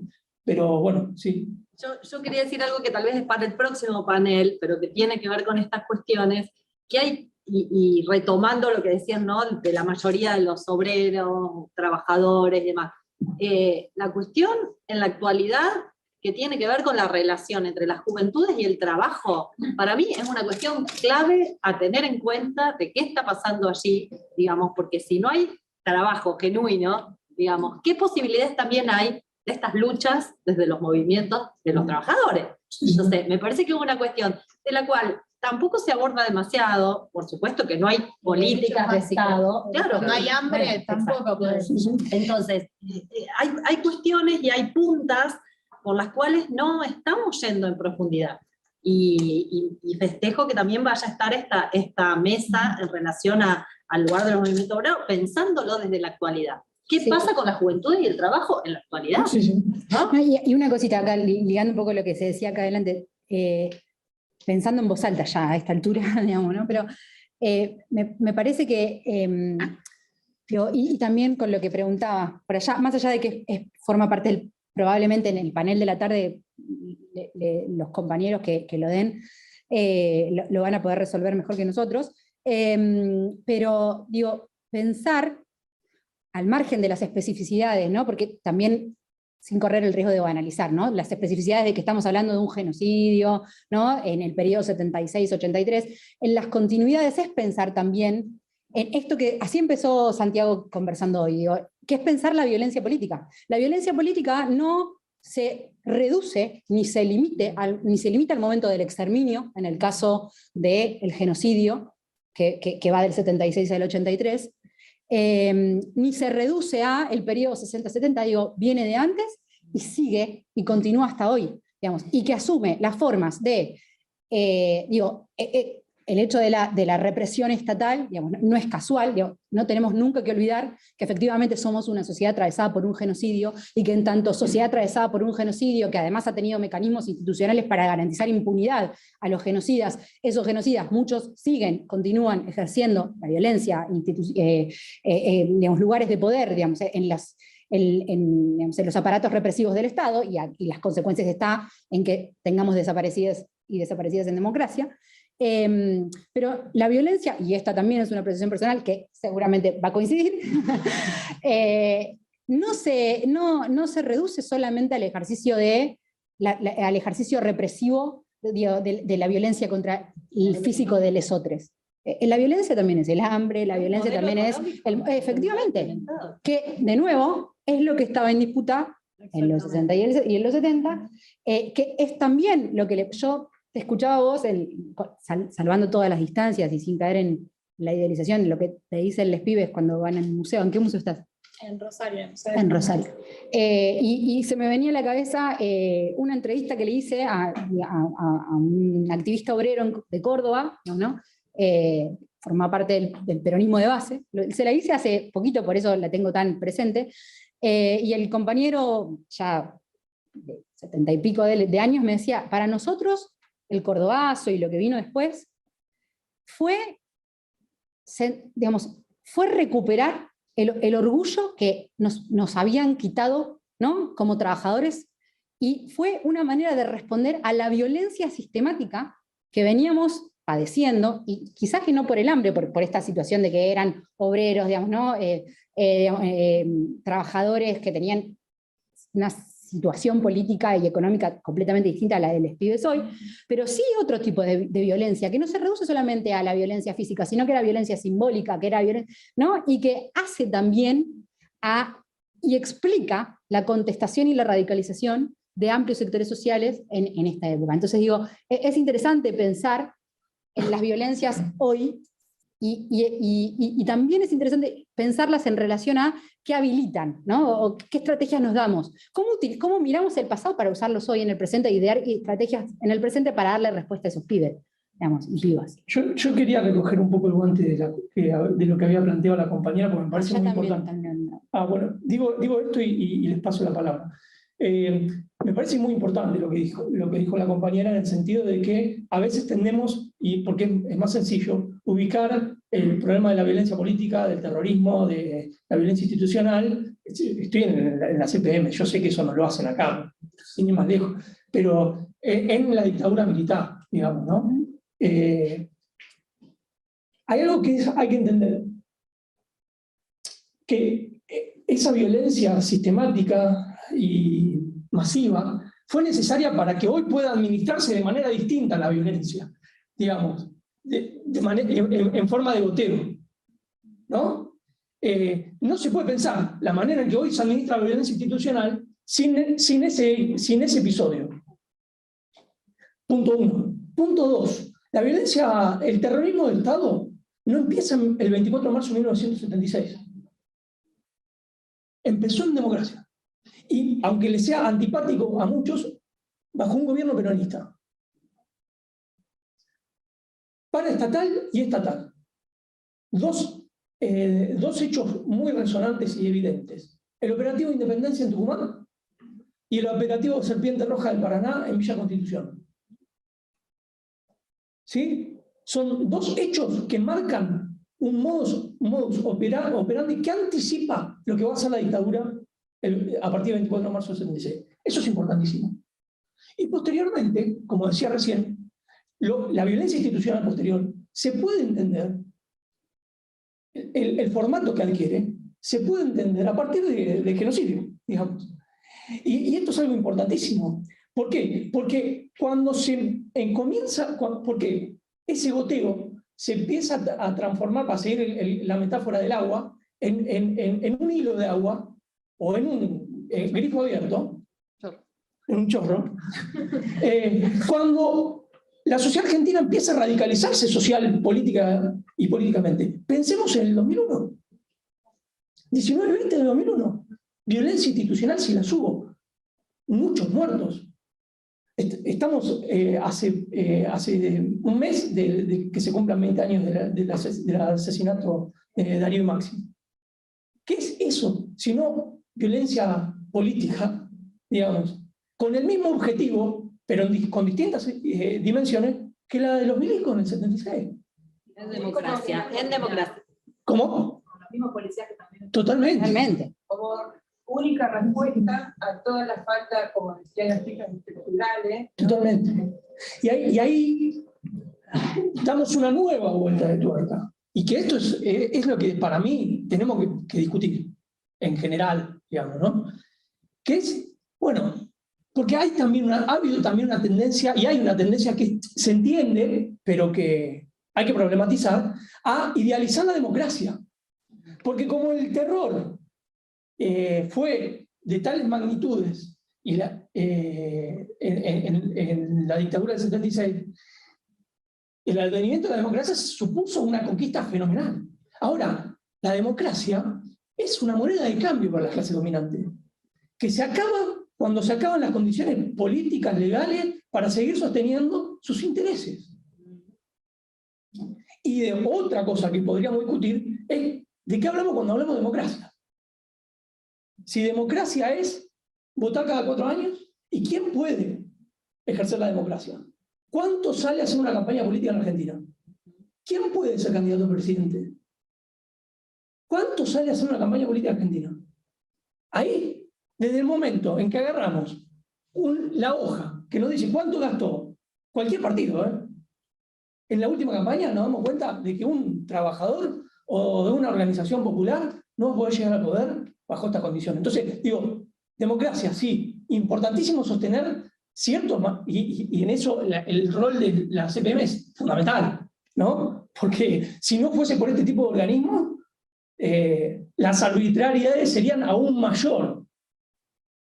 Pero también tenemos que poder animarnos a discutir democracia formal, democracia sustancial, digamos, porque si no nos autolimitamos sobre todo si la democracia garantizan condiciones buenas de vida. Totalmente. Y porque si sostenemos esa narrativa conservadora, porque de alguna manera es conservadora, quienes avanzan son quienes se animan a plantear horizontes de expectativa que no son los que queremos, los que se animan a imaginar futuros posibles, que antes éramos quienes creíamos la posibilidad de una sociedad de iguales, y hoy son aquellos que tienen la irreverencia de hablar por los medios de comunicación de sistemas de exclusión en donde alguien es libre de morir de hambre, por ejemplo. O de vender órganos. Pero eso es algo que es sustancial. ¿En qué campo cayó la imaginación política? Sí. Con la imaginación política me parece que también, como en los 70, deberíamos dar un poquito más, que ya lo decían, es dejar de sacralizar. O denostarlos y sacralizar. Totalmente. Que hoy los 70, para las nuevas generaciones, capaz que sirven de poco, en el sentido de hay una agenda que es distinta, digo, real. La sociedad es totalmente diferente, la sociedad global, digamos. Nosotros tenemos la centralidad obrera como la teníamos hace 30 años atrás, digamos. El capitalismo se reconfiguró en gran medida, esas expresiones fueron parte de la resistencia a la reconfiguración capitalista que viene después, el cofordismo, la caída de los estados del un montón de cuestiones que no vienen para proponer acá, pero lo cierto es que también la agenda del feminismo, o sea, si bien la generación 70 estuvo enmarcada por el feminismo, no fue parte de la agenda central, contrario, por ahí era muy feminista, los compañeros solo. Pero la agenda ambiental, digamos, también el capitalismo ha dejado, ha destrozado, ha arrasado, ese capitalismo post-guerra fría, bueno, es otra, entonces también la necesidad de también repensar y tomar los 70, no solo lo que tenemos que tomar, sino también revisarlos, digamos. Revisar los 70 es fundamental para las nuevas generaciones, y bueno, no denostarlos porque eran terroristas, pero tampoco necesariamente, digamos, tener que estar de acuerdo con todo y reivindicar a los compañeros de los 70 y nosotros somos la continuidad. En alguna medida no somos la continuidad porque hay otra agenda y otra digamos, contexto donde se inscribe la extracción emancipatoria o transformadora o la construcción de la configuración del capitalismo. Son un problema. Hay una cosa igualmente, siguiendo exactamente esa línea, que a mi juicio es fundamental, y por eso tenemos que seguir volviendo a los 70, políticamente, por muchas otras cosas más, pero es la capacidad que hemos perdido como generación, nuestra generación, de imaginar futuros posibles. Capacidad de imaginar futuros posibles, que la hemos perdido, y que en los 70 está abierta. Pero también porque... Saben que ahí estaba Delphi que quería hablar. No, es solo como agregar también al factor hoy, que la cuestión social y los problemas sociales no los podemos pensar si de base no pensamos en la fragmentación de los lazos sociales. Y eso ya dificulta un montón el pensar los horizontes posibles, digamos. Sí, el otro como No, yo un poco, justo fuimos como diciendo lo que yo pensaba decir. A mí me parece, en torno incluso a las discusiones que traían de compas de Rosario hace un rato, de, bueno, qué complejo se hace a veces cuando se acercan al espacio de la memoria y los compas dicen, bueno, pero si te matan a los pibes todos los días en mi barrio, es difícil pensar las diferencias. A mí me parece que ahí, en esto a veces parece que redundar en los conceptos es vacío en términos de que no tiene política de la acción. Pero a mí me parece que ahora la derecha nos está disputando lo discursivo, entonces me parece que le tenemos que dar lugar a eso. Y en eso de darle lugar, hay como varias cosas que quería marcar. Por un lado, que me parece que vamos a estar todo el fin de semana laburando cuál es el lugar de las juventudes y los jóvenes, porque también hoy la compañera charlaba, ¿qué pasa? Los jóvenes no pueden hablar porque no la vivieron, no pueden hablar porque ahora los jóvenes son vagos, no pueden hablar porque se están derechizando, bueno, siempre la culpa de la derecha, también la culpa de los jóvenes. Sí, a mí me parece que hay un montón de cuestiones discursivas muy vacías que nosotros tenemos que sentarnos a disputar, tenemos que sentarnos a disputar en estos espacios y disputarlos en los espacios para la memoria, en la calle, con los trabajadores, digo, pues las juventudes también somos trabajadoras, ¿no? Desde la mínima chamba hasta laburando 12 horas, hoy las juventudes todas laburan, ¿no? Entonces, esa identidad de trabajadores, de clase, también la tenemos que levantar, y me parece que sí, hay un montón de las experiencias de 70 que nos reciben, nos sirven una banda, en términos de que son compañeros que han demostrado que se puede articular entre sectores, que se puede articular. Me parece que lo que sucedió en 2001 también es un ejemplo de eso. Ahora estamos a nada de que se cumplan 50 años de la masacre de Trelew, que también da cuenta de esa articulación entre organizaciones, y un poco en eso de pensar, bueno, ¿qué discusiones nos damos en torno de que no son todos iguales, no da lo mismo esta violencia boteo que la violencia sistemática, no da lo mismo tener todas las herramientas de Estado para llevar adelante violencia que no tener a todo el Estado. Me parece que ahí la responsabilidad ética ciudadana que tenemos desde los espacios para la memoria es justamente fortalecer que no da lo mismo, y que los gobernantes y que la democracia no es ir a votar 4 años, sino que la construimos, la democracia la construimos todos los días, y que los gobernantes están ahí porque nosotros mismos las militamos. Entonces, cuando no nos guste lo que están haciendo, hay que un poco dejar de esperar que los cabezones decidan en una mesa chica, y hay que empezar a llevar política a la acción. Me parece que ahí está un poco eso, ¿no? Y hoy en día, digo, estamos dando un montón de ejemplos del 2001 para atrás. Me parece que hoy las organizaciones trabajadores populares, de trabajadores excluidos, están llevando adelante asambleas permanentes y asambleas populares, y nosotros como juventud tenemos que estar acompañando a esos sectores y esa demanda, ¿no? Me parece que hay que aprovechar que cuando ese boteo como que sobrepasa el vaso, bueno, aprovechar y estar como juventud activa, en la medida en que el laburo te lo permite, bancando eso, ¿no? Porque es verdad, también tenemos menos tiempo para la participación política porque laburamos un montón. Entonces, cuando el laburo nos permita poder acompañar a otros sectores que están diciendo que esta situación no da para más y que pasar hambre es violencia, y es violencia sistemática por parte del Estado, y que el Estado no está garantizando derechos, me parece que todo lo contrario, que sí tenemos horizonte al futuro, que sí tenemos fe, que a veces incluso discursivamente se fomenta de que no hay, porque nos conviene fomentar, el mundo es una mierda, no vamos a hacer nada, todos los políticos son iguales, todos los gobernantes son iguales. Me parece que no, que si bien podemos tener noches de angustia con compañeros y abrazarnos, me parece que es sano también permitirnos yo, porque no permitirnos esos momentos, sí hay momentos donde tenemos que salir a abrazarnos y decir, no, loco, tenemos bien claro que queremos, tenemos bien claro que esto es violento, y empezar a fomentar espacios de articulación con otros sectores, ¿no? Que los sitios abran las puertas a espacios más territoriales, articular con los trabajadores, articular con los estudiantes, ¿no?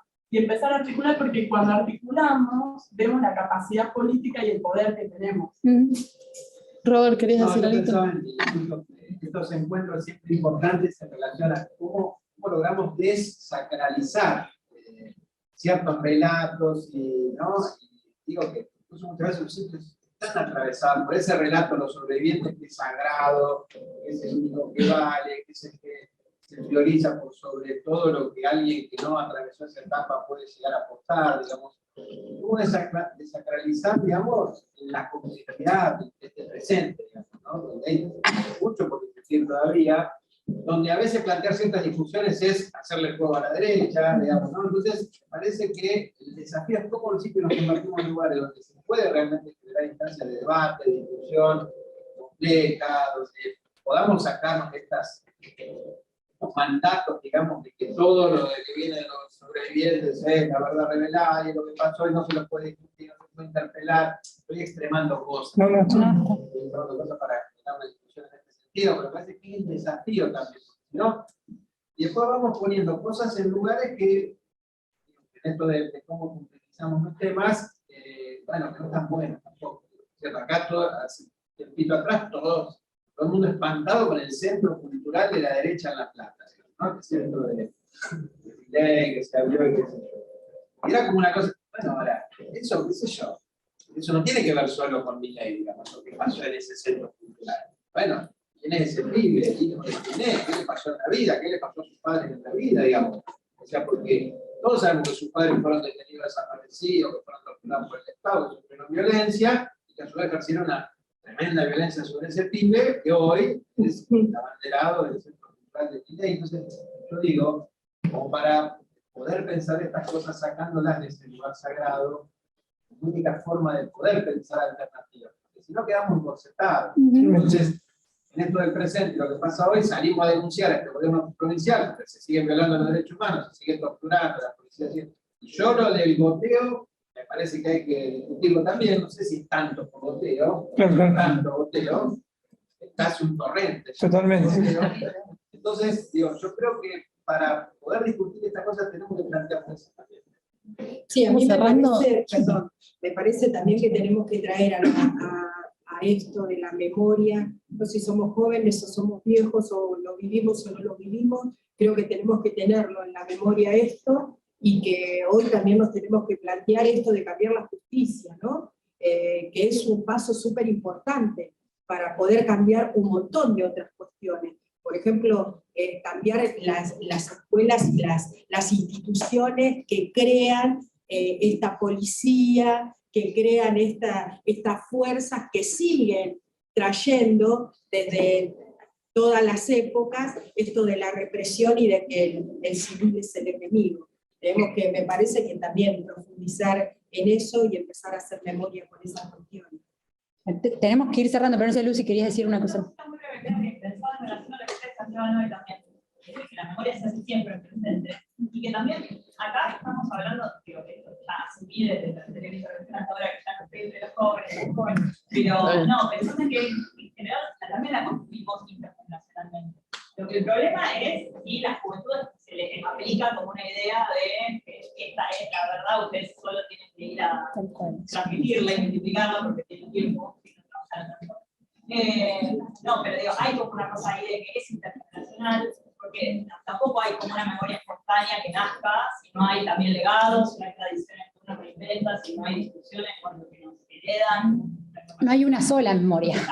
Además. Digo, claro. Pensaba que quizás para mi generación, o parte de mi generación, hace un par de años, recuperar las trayectorias de compañeros que tenían desaparecidos, entender por qué militaban y todo, tenía mucho que ver con explicar los silencios de nuestra sociedad. Y también las violencias cotidianas que estaban como, que eran muy evidentes, pero nadie lograba como desarmar. Luego quizás ha habido otro contexto. Me imagino que todos y todas las que nacieron después del 2001, que vivieron durante sus partes de su juventud en el kirchnerismo, que no sé, o sus infancias, son distintos momentos, también son otras agendas, otras demandas las que van construyendo. Y luego es algo que está muy presente y no son tantos silencios, quizás es otra manera en la que uno construye. Puede haber ahí un riesgo de que se vuelvan como al revés, digo, que tanto homenaje nos quite protagonismo a los recientes, que les parezca que anula el protagonismo de las nuevas generaciones, ¿no? Que vivimos de homenaje de lo que pudieron hacer o no lograron hacer otros, y nos corre como el eje de lo que podríamos hacer ahora. ¿No? Ahí yo creo que hay como momentos distintos y que está buenísimo lo que se va a dar este fin de semana, porque hay una cantidad de gente que está potente, también para empezar a construir como cuáles son las necesidades actuales en los sitios, en estos momentos, en lugares a partir de esos legados, ¿no? Los legados están, ojalá se puedan decir, pero ¿cuáles son las propias necesidades también en función de esto? De situaciones muy complejas que están viviendo. Sí, bueno, sí, tal cual. Yo, para cerrar, que acá Sammy me está diciendo que hay que cerrar, yo iba a decir algo en línea de lo que dijo Lu. Así que... ¿Tenemos tiempo? Sí, tenemos 10 más. Bueno. Relajemos entonces. Bueno, relajo entonces, no cierro nada, pero... igual nada, también ahí. Pero digo, relajo para hacer la reflexión entonces. Claro, eso que no te... Digo, iba a ir en línea lo que dijo Lu y un poco recuperar a modo de cierre lo que se venía diciendo también hace un rato, y que tiene que ver con, también tiene que ver con lo que intenté decir un ratito antes yo también, y es el sentido, y es entender que siempre, y en línea con lo que decía Delphi por allá atrás, siempre respetando el piso que hemos sabido construir, digo, hay ciertas cosas, hay una línea, no todo es, no, digo, en esto de también, ¿no? Apelando un poco a la disputa simbólica con la que nos corre la derecha, ¿no? Esto de la libre expresión o la libertad de expresión, no todo es posible decir sobre el pasado reciente, hay consensos que hemos construido, digamos, ¿no? Jurídica, políticamente, digamos, en torno al genocidio, digamos, ¿no? y en torno a un montón de cuestiones de ese pasado,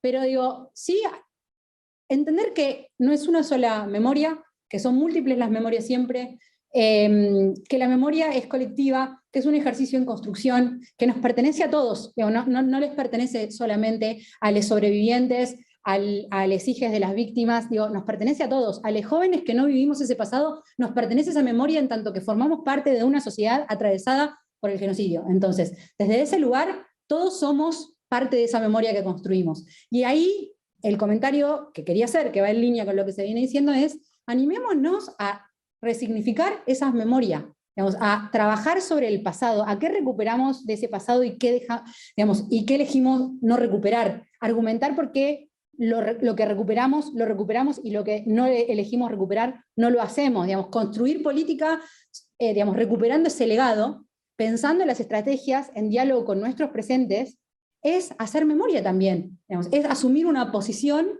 política sobre ese pasado. Y digo, los jóvenes tienen, me salgo también, si hay una compañera del 85 que ya salió, tengo que salir yo, obligadamente, tienen digo, la obligación de, también colectiva, y el derecho, digamos, de repensar el pasado, y la politización y la radicalización y la violencia política y todo lo que venimos discutiendo sobre ese pasado desde sus presentes, digamos, y hacer con esa memoria, darle la forma, digamos, ¿no?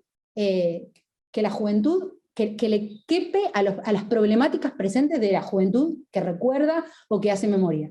Digo, me parece que es uno de los desafíos de los que hacemos pedagogía de la memoria, digamos, ¿no? Y tratamos de mirar el pasado y sortear las dificultades que separan ese pasado de las nuevas generaciones, pero también es un desafío para las nuevas generaciones, que las nuevas generaciones también tienen que hacer carne, digo, ¿no? Por eso la de darle la palabra al hermano mayor. No, las organizaciones territoriales dicen que la memoria es presente que lucha. Efectivamente. Yo creo que con esa frase ya podemos aplaudir.